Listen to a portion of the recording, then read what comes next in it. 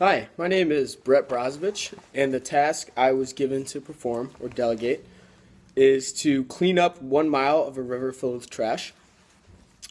So obviously this isn't like a paid job or like a working team like that.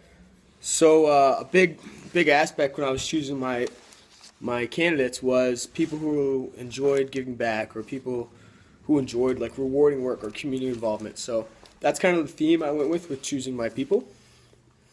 Let's see here. The first person I chose was interviewed by Brett Kendrick, and her name is Michelle S. The reason I chose her was because, well, she's a supervisor currently, so she kind of has the background that she's been through some training. She supervises people now. When she spoke about her teaching background, it kind of gave me the vibe that she likes to help people. So maybe this could be something that she would enjoy, giving back to the community a little bit. And then a thing that motivated her the most was that she wants to have positive image for herself and her community. So I think that maybe by doing this, she could maybe relay that or kind of add on to that. So that's why I chose her. The second person was interviewed by Ashley Cohen, and her name is Natalie B. She spoke about, although work might not be the best, she spoke about how she looks for the positive aspects. So I thought that this task could maybe at some points be tedious or a little stubborn or frustrating. So I think having that positive kind of vibe to her would maybe bring out a good atmosphere. And she also, like the first candidate, is very community involved. So that's why I chose Natalie B. The second person I chose was interviewed by Michael Kelly, and his name was John B. And the reason I chose him was, well, he said the job he liked the most was his camp counseling job. And like I said, kind of like the theme about the real rewarding work. I think that kind of goes hand in hand with that job. Maybe more importantly, though, he's a horticulture major. So I think with a job like this, he'd be very familiar and very maybe experienced with maybe certain equipment that we'd be using along those lines. And like you said, he loves being outdoors and he has outdoors like landscaping type experience. So I think it'd be nice to have like a familiar source along with us doing that. And the last person I chose was interviewed by Kenneth Papke, and his name is Joe I.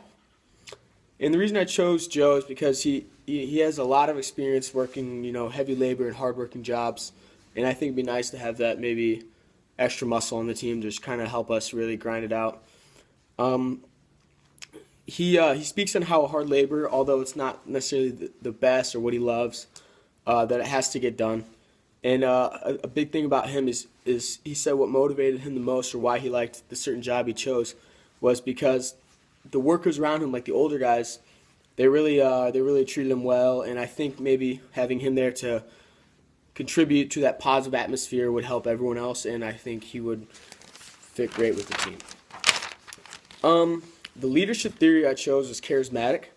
Because this is more like a volunteer aspect and job, I don't think I don't want to pay them any money. It's more of kind of a giving back and type manner. I'd like to produce a real high morale and a big positive atmosphere. So doing something, like I said, so tedious and what may seem kind of taxing, it would just make that go smoother and it'd be more enjoyable. With clear eyes and full hearts going into the project, I would love to get them really excited about that. And I'd love to contribute a vision and a passion for the work, like the project, like this is why we're doing it, this is why it needs to get done. That's kind of the type of leader I would like to be. Like, I'd really want to inspire them to agree with it and not just show up and do it.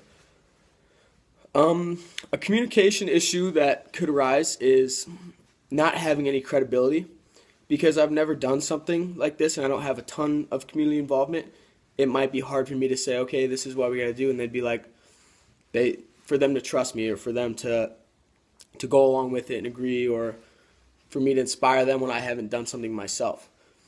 But it might be kind of hard to contribute a vision as well, like kind of this needs to get done, like this is the most important thing, like to make them believe and understand that this is the top priority over other community involvement that they could be doing.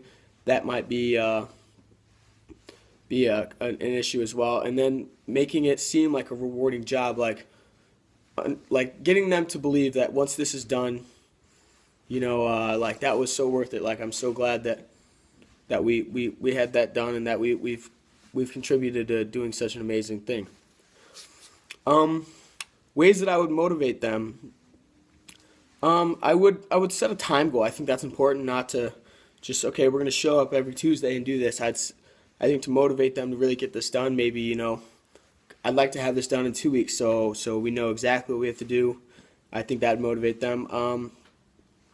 Maybe try to get some recognition for the people doing it, maybe a news team or a news article, just to kind of let them know that we're giving back and stuff like that. And I'd also like to allocate some funds to pay for their food and, of course, any equipment that we might need to accomplish this. The group dynamic, I think we'd be self-motivated, real quick workers. I would hope the experience would then inspire them to do more projects like this and to maybe give back a little more. Hopefully that when they leave or after this project is finished, that they'll leave with a good conscience and some extra friends as well. And yeah, and that's my thing. Thank you.